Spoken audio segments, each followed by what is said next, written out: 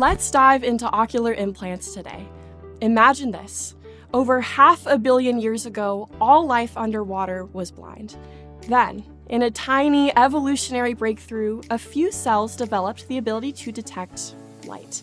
That shift changed everything. Those cells became shallow pits, then lenses, and eventually complex visual systems, all coming together in the human eye.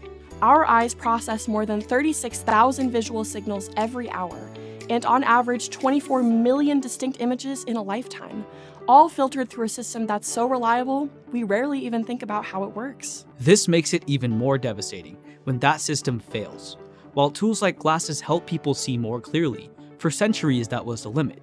We could correct vision, but we couldn't return it once it was gone. We simply didn't know how to recreate what evolution had perfected over hundreds of millions of years. But that's changing thanks to the development of ocular implants.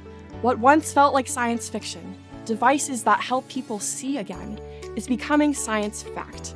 Research hubs like MIT, Stanford, and the University of Southern California are leading projects that fuse neuroscience, engineering, and artificial intelligence to design implants that interact directly with the nervous system. And it's not just about hardware. These institutions are mapping how the brain encodes visual information, figuring out how patterns of light turn into perception.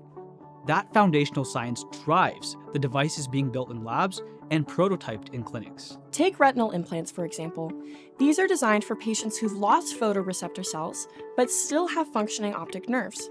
The most well-known device as of 2025 is the Argus II. How does such complicated technology work? First, a camera mounted to a pair of glasses records the world around you, just like a webcam. This video is sent through a thin cable to a VPU, or video processing unit, which acts like a translator.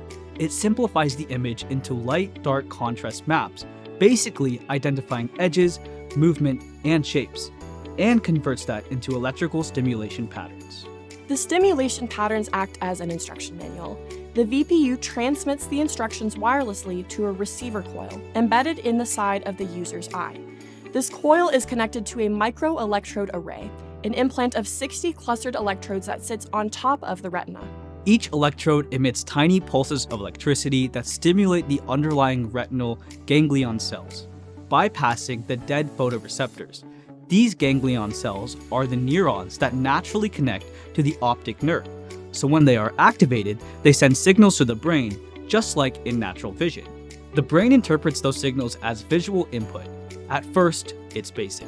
Users see flashes of light called phosphenes. The brain's neuroplasticity, its ability to rewire itself, is what makes this possible.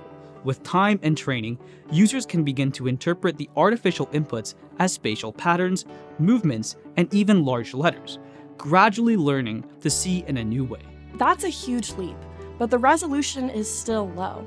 Argus II only has 60 electrodes. Most people regain basic shape recognition or the ability to detect motion, but not full images or text. Researchers estimate that to replicate natural human vision in full detail, an implant would need close to 1 million individually controlled electrodes, a level of precision and miniaturization we're still far from achieving. This gap highlights both how far we've come and how much potential remains in the field. Newer systems, like the PRIMA bionic vision system, are pushing that boundary. Instead of external wiring, they rely on photovoltaic cells, which are tiny solar-powered chips that sit beneath the retina. These chips convert pulsed infrared light into electrical signals that stimulate the inner retinal neurons directly. It's a more natural, less invasive design. But even PRIMA depends on a working optic nerve. If that nerve is damaged, retinal implants won't help. That's where cortical implants come in. They skip the eye entirely and send signals straight to the visual cortex, the brain's own image processor. This approach is still in early stages, but the potential is remarkable. A small electrode array implanted in the occipital lobe receives data from the camera system and stimulates the brain in patterns the user learns to interpret as sight. It doesn't replicate vision, but it creates a new form of it. The deeper question now isn't just, can we restore sight? It's, can we enhance it? Some researchers are already exploring ways to expand vision into non-visible spectrums, infrared, ultraviolet, even electromagnetic frequencies. These wavelengths exist all around us, but the human eye can't detect them. With the right sensors and signal conversions, ocular implants could make them visible. Which is thrilling, but also complex. If artificial vision becomes more powerful than natural sight, who gets access to it?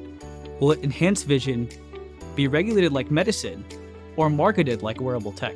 That's where policy and ethics enter the conversation. Right now, these devices are medical tools, but if they shift towards enhancement, we'll need new laws, standards, and protections. Questions of privacy, data ownership, even cognitive overload will need answers. In many ways, we're at the edge of a new definition of vision, one that's not limited by biology, but built through collaboration between human and machine. And the next chapter will be written not just in labs or operating rooms, but in classrooms, courtrooms, and communities. Right now, these implants are restoring basic sight, but in the future, we might be able to see much more than we once could have imagined. So, who gets to be a part of that future? Will you?